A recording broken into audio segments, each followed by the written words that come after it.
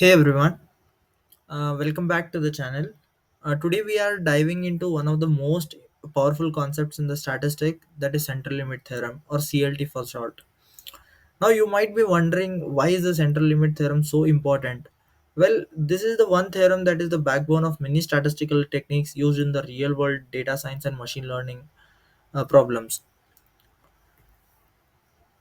We will be following a structured approach for understanding how the central limit theorem works. First of all, we will figure out why do we need to study the central limit theorem, and then what is the central limit theorem, what is the working with the help of visualization, and then we will be applying the central limit theorem on a data set to prove the central limit theorem.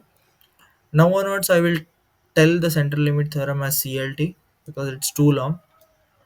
So moving on to our first question, why should we study the CLT? Because the CLT is very important in stats and ML because it it makes us to make the probabilistic inferences about the population based on the sample of the data. For example, now we can use the CLT to construct the confidence intervals, do the hypothesis testing, and make predictions about the population mean only on the basis of sample data. Because if we know that in the we know that we might not have the all the data regarding the population, because the population may be huge in the millions or billions of billions of the rows. So it's impossible to collect the individual data from all of that. So if you do the random sampling and a random sampling and we have some enough sample, we can infer about the population. How we will infer, we will get to know in some meantime. So so this, and one more thing, we tend most of the parametric tests like t-test, ANOVA test, they assume the sampling distribution to be normally distributed. Then only we can apply the statistical techniques which are used in the machine learning or data science.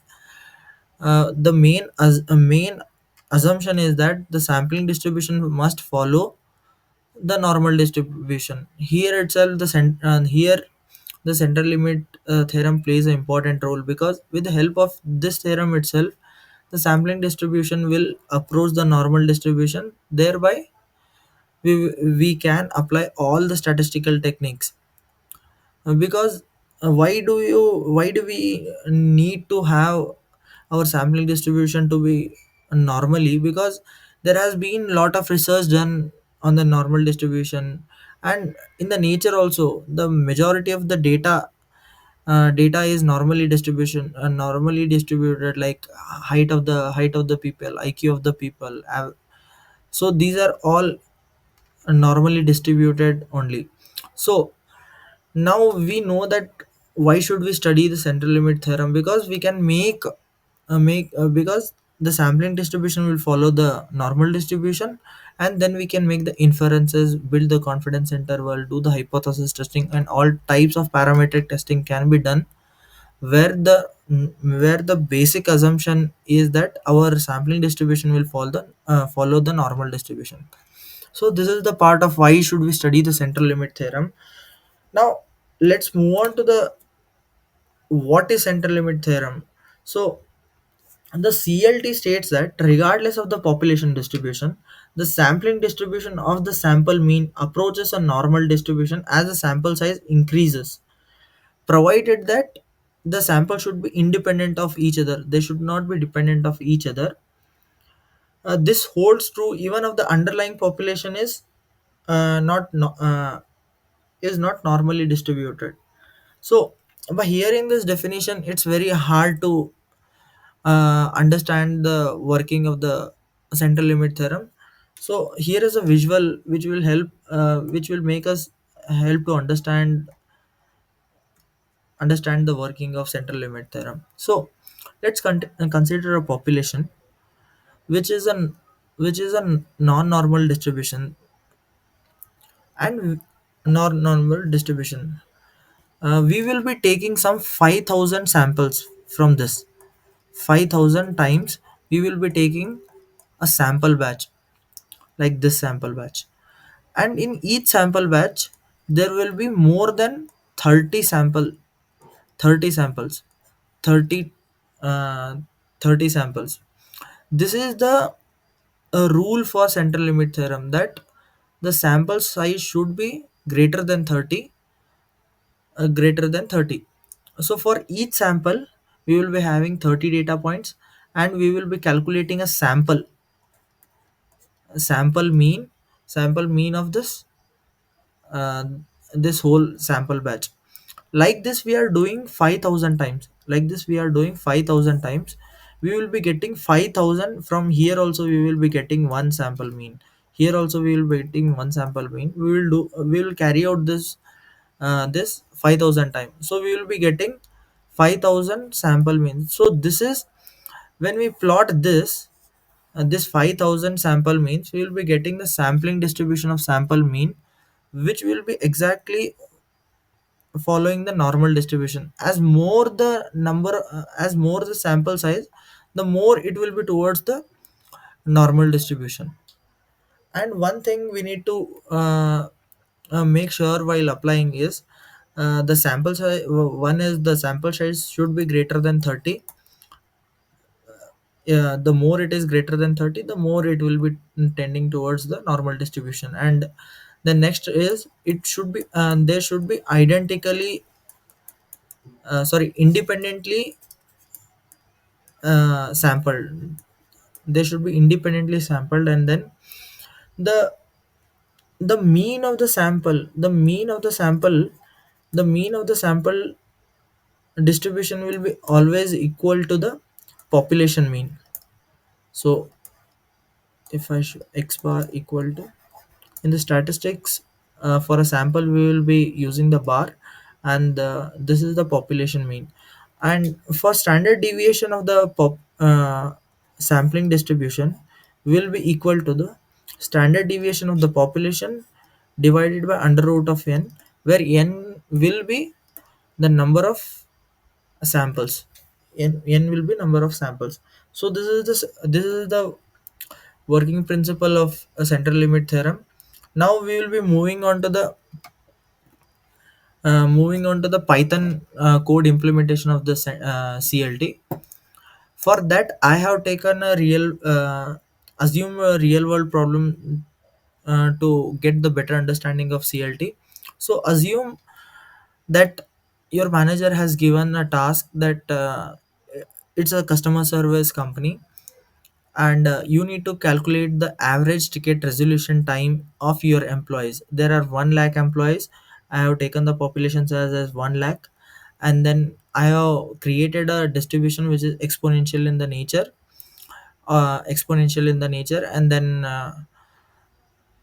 my job is to now, if we think practically, I can't go to individual employee and ask for the average resolution ticket time.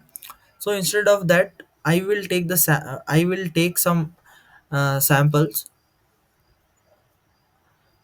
I will be taking I will be taking the sample size of 30 and number of 30 for each sample batch. And this I will be repeating 5,000 times. So for each sample batch I will be getting one sample mean. For 5,000 I will be getting 5,000 sample mean. And first of all, I want to show you the population distribution, how it is looking. So you can see it is absolutely exponential, and it is highly right skewed data. when i um when I did this, like when I extracted some 5,000 sample batch of each sample size of 30 and plotted them, so you can see this, it exactly follows the normal distribution. And before that, we know the because this data is created this data is created for just showing you. So we know the population mean. So the population mean is 29.88, and after this central limit theorem applying, Let's see how much what is the mean of this sampling distribution after extracting the samples from the population. So by comparing, we can see that the population mean is 29.88 and the sample mean is 29.90. There is some sort of variation between the two means. So here is what the confidence interval plays a very important role, which will be our next topic. Next topic in the next stats session. So there we will be learning about confidence interval. How can we uh, g- um, be sure about like 95% confidence interval? Then we can have a range, so that we can infer the population parameter easily from the sample of the data. So so to wrap it all up, the central limit theorem is a just beauty of it shows the beauty of patterns in the randomness.